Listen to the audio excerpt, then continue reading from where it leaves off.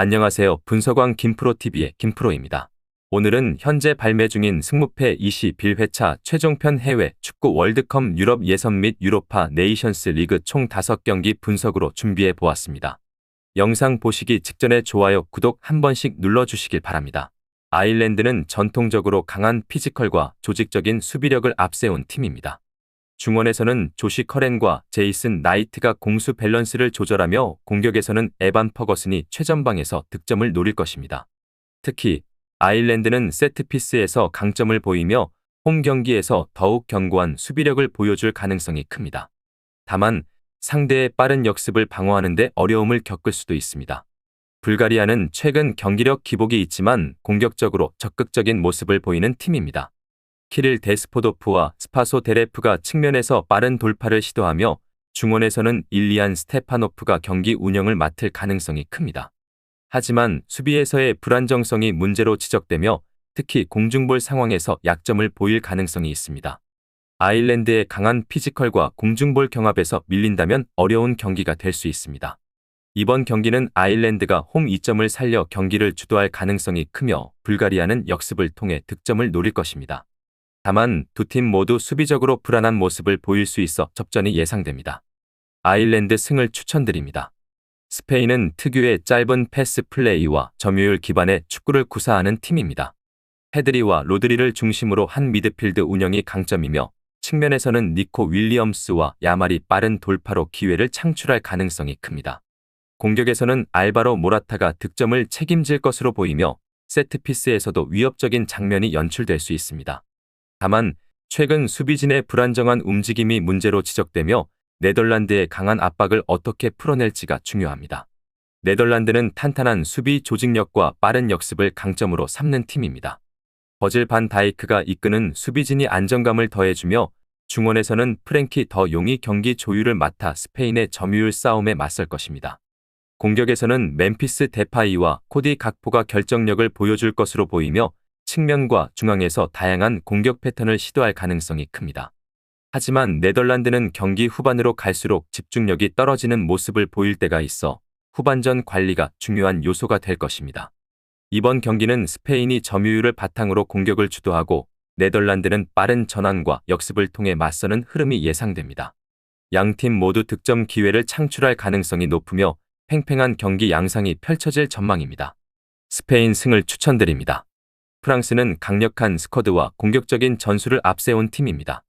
킬리안 음바페가 빠른 스피드를 이용한 돌파로 상대 수비를 흔들 가능성이 크며 앙투안 그리즈만이 중원에서 창의적인 패스를 통해 공격을 조율할 것입니다. 또한 오렐리앙 추아메니와 아드리엥 라비오가 중원을 장악하며 크로아티아의 패스 플레이를 차단하려 할 것입니다. 수비에서는 윌리엄 살리바와 줄쿤데가 중심을 잡으며 안정적인 모습을 보일 것으로 예상됩니다.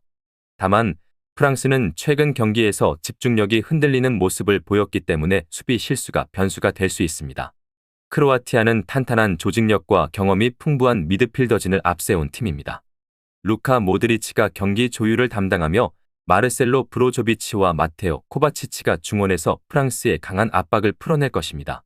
크로아티아는 점유율 축구와 짜임새 있는 패스 플레이로 경기 흐름을 컨트롤하는 데 능하지만 공격진의 결정력 부족이 문제로 지적됩니다. 수비에서는 요슈코 그바르디올이 중심을 잡으며 프랑스의 강력한 공격을 막아야 할 것입니다. 이번 경기는 프랑스가 공격적으로 경기를 주도하고 크로아티아는 견고한 수비와 미드필드 운영으로 맞서는 양상이 예상됩니다. 프랑스의 빠른 전환과 크로아티아의 짜임새 있는 플레이가 맞붙으며 박빙의 승부가 펼쳐질 것으로 보입니다. 프랑스 승을 추천드립니다. 포르투갈은 강력한 개인 기량을 보유한 선수들과 공격적인 전술이 돋보이는 팀입니다. 크리스티아누 호날두가 여전히 팀의 중심 역할을 하며 브루노 페르난데스와 베르나르도 실바가 창의적인 패스로 공격을 전개할 것입니다. 또한 주앙 펠릭스와 하파엘 레앙 같은 측면 자원들이 빠른 돌파로 덴마크 수비를 공략할 가능성이 큽니다. 수비에서는 후뱅 디아스와 주앙 칸셀루가 안정적인 모습을 보일 것으로 예상되지만 상대의 강한 피지컬 플레이에 얼마나 효과적으로 대응할지가 변수입니다. 덴마크는 조직적인 수비와 빠른 전환을 바탕으로 경기 운영을 하는 팀입니다. 크리스티안 에릭센이 중원에서 경기를 조율하며 피에르, 에밀 호이비에르와 토마스 델라니가 강한 압박을 통해 포르투갈의 플레이를 방해할 것입니다. 공격에서는 라스무스 호일룬이 포르투갈 수비진을 흔들 주요 자원으로 활약할 전망입니다. 다만 덴마크는 상대적으로 공격 옵션이 한정적이며 포르투갈의 강한 압박을 극복하는 것이 관건이 될 것입니다. 이번 경기는 포르투갈이 점유율을 바탕으로 경기를 주도하고 덴마크가 탄탄한 수비 조직과 빠른 역습으로 맞서는 흐름이 예상됩니다. 포르투갈이 다양한 공격 옵션을 활용해 상대를 공략할 가능성이 크며 덴마크는 세트피스나 빠른 공격 전환을 통해 기회를 만들 것입니다. 포르투갈 승을 추천드립니다. 독일은 탄탄한 전력과 조직적인 플레이를 앞세워 경기를 주도할 가능성이 큽니다. 공격에서는 자말 무시알라와 카이 하베르츠가 창의적인 플레이를 통해 찬스를 만들어낼 것으로 보이며 일카이 균도안과 조슈아 키미히가 중원에서 경기의 템포를 조율할 것입니다. 수비에서는 안토니오 리디거가 중심을 잡아 이탈리아의 공격을 차단해야 합니다.